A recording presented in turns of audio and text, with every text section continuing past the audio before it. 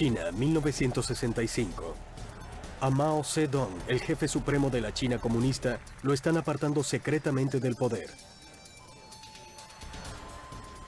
A comienzos de los años 60, Mao se vio envuelto en la lucha por el poder contra gente que era mucho más pragmática que él, quienes no tenían una visión tan extremista de la colectivización de la agricultura, la industria y de toda vida. Recientemente se reveló que los dirigentes de China discutían sobre la mejor manera de enmendar las erróneas políticas del presidente Mao. Luego vinieron los llamados revisionistas, Liu Shaoxi, Deng Xiaoping, quienes intentaban encauzar a China otra vez. Importaron fábricas llave en mano de Europa y comenzaron a relacionarse con Japón para obtener ayuda económica. Pero Mao empezó a conspirar. Él piensa, esto es un disparate, va a matar a la revolución, están importando el liberalismo burgués, acabarán con el proyecto. Entonces tramó la revolución cultural. Tenía en mente acabar con esa gente, eliminarlos. Era la última oportunidad de Mao de mantenerse en el poder. Su táctica secreta, destruir China para salvarla. ¿Pero la salvaría para su pueblo? ¿O para sí mismo? La revolución estaba por comenzar otra vez. Mao contaría con un nuevo aliado importante en ese momento. Un hombre que Mao iba a nombrar como su sucesor. Un hombre que un día lo traicionaría. Lin Biao, el jefe del ejército. Lin Biao fue un estratega militar muy exitoso tanto en la guerra contra los japoneses como en la guerra civil. Era reconocido ampliamente como un genio militar, incluyendo sus enemigos. Con Lin como aliado, el ejército era seguro para Mao. Lin había creado algo especial para ayudar a sus soldados en los asuntos morales. Un pequeño libro rojo con las enseñanzas de Mao. Lin Biao lo promocionó ampliamente. Creo que quizás para mostrar su lealtad a Mao. Fue un gran fenómeno. En su tiempo, a todos los chinos se les exigía que memorizaran lo más que pudiesen del libro. Debían llevarlo consigo siempre. Era como una Biblia para un fanático religioso muy devoto.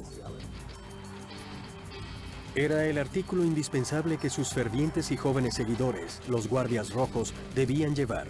Contenía todas las respuestas que buscaban. Cuando los guardias rojos saludaban a Mao, lo hacían con el libro rojo. El primer paso de la revolución cultural fue anunciar la politización de las artes. A Jiang Xin le encargaron la tarea y la nombraron consejera artística del ejército. Madame Mao transformaría la cultura china en favor de la revolución. Las viejas artes feudales, como las óperas clásicas, así como obras de arte, se consideraron malas. Peor aún el arte occidental. La antigua cultura feudal se consideraba mala. Era símbolo de las clases opresoras de antes de la revolución. La cultura revolucionaria era buena y la redujo a un puñado de óperas y ballets que la gente veía repetidas veces. El destacamento rojo de mujeres era un magnífico espectáculo socialista, de mal gusto, definitivamente muy aburrido. Eso era todo lo que había en cultura para ese entonces. Ahora las historias eran sobre valientes revolucionarios que luchaban contra los capitalistas. La música y la danza tradicional fueron reemplazadas por el fuego de ametralladoras y las poses heroicas. Le lavó el cerebro a una nación entera con sus himnos públicos. 10 años en que se prohibió de todo.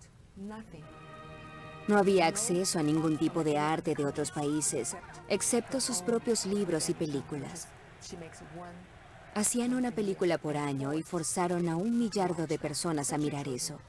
Sobre todo los niños. Solo había eso. La imagen para mí era tomar una granada y atarla a mi cuerpo como el héroe de esas películas. China, 1967. El presidente Mao Zedong ha creado el culto a su persona con la ayuda de su esposa Jiang Qing, el jefe del ejército Lin Biao y cientos de miles de guardias rojos. Estos están listos para destrozar el país si así lo ordena Mao. El presidente Mao los usará para destruir el Partido Comunista y rehacerlo a su medida. Comenzó atacando al partido diciendo que era corrupto, que era burocrático, que impedía el progreso.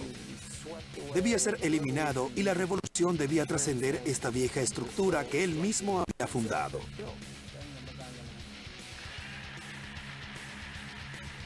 También era un ataque contra los intelectuales y contra todos los que se consideraban expertos. Decía que había que ser rojo, no experto. No importaba si uno no sabía hacer nada con tal de que tuviera las visiones políticas correctas. Su ejército para atacar al partido, a los burócratas, a los intelectuales y a los funcionarios eran guardias rojos. Eran jóvenes a quienes exaltaba con discursos en la plaza Tiananmen. Estos iban allá y esperaban un día o dos para escuchar los discursos. Los impulsó a atacar a sus padres, a las instituciones de enseñanza, clausuraron fábricas y atacaron al partido, y lo dejaron solo con el poder.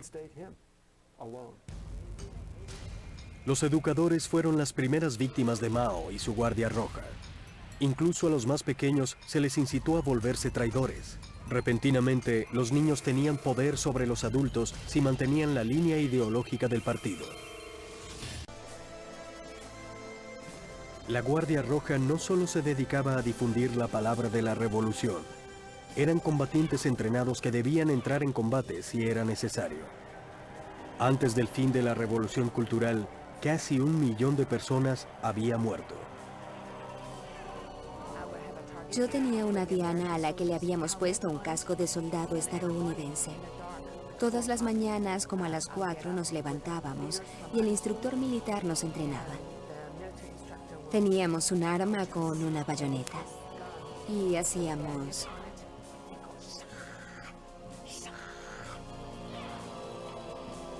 Había que estar preparado y sacarle los intestinos. Si no lo hacíamos, nos lo iba a hacer a nosotros.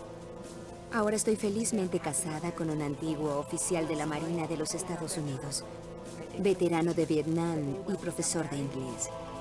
El día que nos casamos me dijo, espero que no te acuerdes de eso. Y yo le respondí, espero que tú tampoco.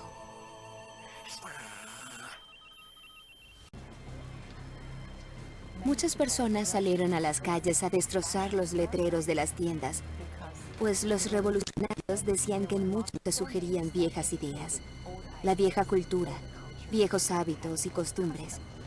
Por ejemplo, el mercado de la prosperidad insinuaba que había que tener dinero y tener dinero era malo. Un teatro que quedaba cerca de mi casa se llamaba Teatro de la Paz. No les gustaba y lo cambiaron por Teatro de la Revolución. Mao eliminaba a sus adversarios políticos cuando no respaldaban sus políticas. Si el periódico del partido no publicaba un editorial que había escrito o aprobado, le decía a la gente que a su jefe Mao lo estaban discriminando. Esto incluso le daba pie para decir, las ideas revolucionarias se están dejando de lado, etc. Y que había un segundo centro del poder. Y que están contra mí y están tratando de oprimir al pueblo. Esto hacía que los estudiantes se enfurecieran. Luego, en varias universidades de Beijing se organizaron simultáneamente y así fue como nació la Guardia Roja. Después se extendería muy rápidamente a escala nacional hasta atacar escuelas secundarias e incluso primarias. Ejercía presión sobre sus adversarios. Luego dijo, los jóvenes deben rebelarse. Que rebelarse era correcto. Entonces los jóvenes decían, rebelémonos. Primero, Mao le ordenó a sus jóvenes seguidores que atacaran la institución más fundamental después de la familia, sus escuelas. Por supuesto, a todos los jóvenes les gusta rebelarse. pero además se lo aprobaba el icono que habían venerado. No sabían que había perdido su poder, así que empezaron a atacar a sus profesores y a los directores. Empezaron a quemar libros, pues era una revolución cultural. Cuando comenzó la revolución cultural, las escuelas se pararon. En vez de estudiar, se nos pedía que hiciéramos tareas revolucionarias. Llevábamos láminas de papel y usábamos brochas para escribir cosas contra los profesores, contra los directores de escuela y contra el sistema educativo. Por años nos quedamos sin escuelas. Después de ver a millones de guardias rojos agitando el libro de Mao, quizá la otra imagen famosa de la revolución cultural sea la de sus víctimas llevadas por las calles rumbo a los juicios populares. Estos fueron diseñados para incitar a las masas. Por supuesto, había mucha teatralidad. Generalmente comenzaba así. Los revolucionarios iban a la casa u oficina de una persona, la arrastraban hacia la calle, les ponían orejas de burro y le colgaban un letrero en el cuello en el que escribían una especie de veredicto. A veces los metían en un camión y los paseaban públicamente por las calles para que un mayor número de personas pudiera ver la humillación. Luego se les llevaba a una especie de auditorio, los subían en una tarima y la gente les gritaba consignas. A veces los mataban a golpes o eran forzados a confesar algún tipo de crimen. Los juicios populares eran más que una oportunidad para los revolucionarios de abusar de la víctima y para seguir las órdenes de la retórica de Mao. Nadie era inmune. A Ji Lijian, cuya familia formaba parte de una compañía de teatro, se le pidió que denunciara a su propio padre. Los revolucionarios de donde trabajaba mi padre fueron a mi escuela. Enfrente de mis profesores y compañeros, me dijeron que querían que yo denunciara a mi padre en un juicio popular. Yo debía pararme en la tarima frente a cientos de personas y condenarlo por su crimen. Ji Lijian no fue al juicio, pero la Guardia Roja condenó a su padre en su ausencia. Cientos de miles de personas mueren en los primeros días de la Revolución Cultural. Después, cuando los guardias rojos empiezan a pelear entre sí, mueren otros cientos de miles de personas. Trabajé en el Consulado General en Hong Kong desde 1968 hasta 1970 en el cenit de la Revolución Cultural.